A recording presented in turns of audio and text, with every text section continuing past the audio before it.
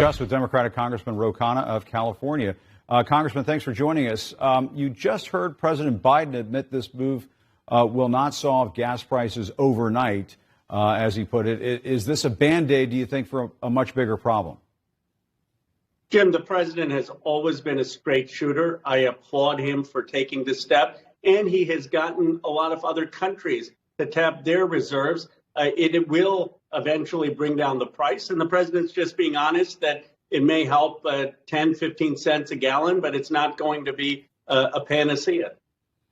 And that will help a lot of folks out there. I mean, 10 to 15 cents, that means a lot per gallon for a lot of folks who are just making ends meet these days. And while the president acknowledged challenges today, he also touted his accomplishments so far. How does President Biden try to win credit for his infrastructure legislation, for example, and build support for that larger social, economic climate bill when so many Americans are feeling the impact of inflation in their everyday lives? I mean, it is there. It's happening.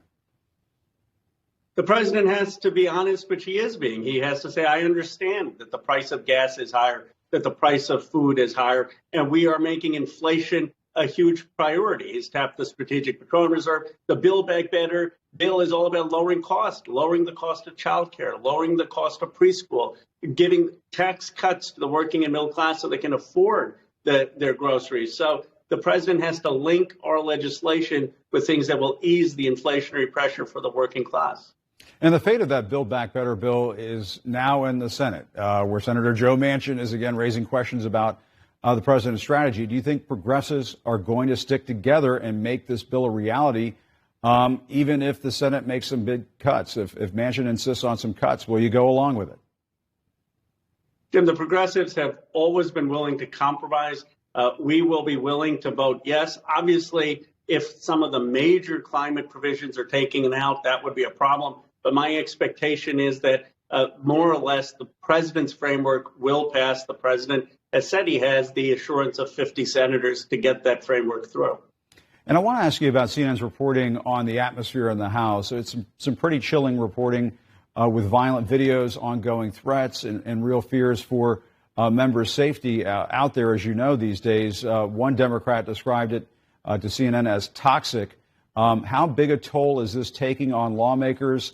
Are you experiencing? Are you feeling this? And what do you think it's going to take to change this this climate, this dangerous climate that we're seeing up on the Hill? Jim, I've fortunately been safe, but a lot of lawmakers, women of color in particular, face threats. One thing I hope Americans could agree is that no lawmaker should be threatening violence against another lawmaker, and we should be condemning that regardless of party. I will say I have actually decent relations across the aisle. I've worked with Leader McCarthy, Representative Comer, even Andy Briggs on legislation. And I remember when I went to orientation, Drew Faust, the former president of Harvard, said things were a lot worse in the antebellum South in the 1850s when they used to cane people in Congress. So I am hopeful and optimistic about our democracy functioning. I still believe we're the greatest democracy in the world, but we just need more Americans saying no violence. That's where we draw the line. Absolutely. All right, an important message. Congressman Khanna, thanks so much for your time. We appreciate it. Thank you. Happy Thanksgiving, Jim, and to all the folks listening.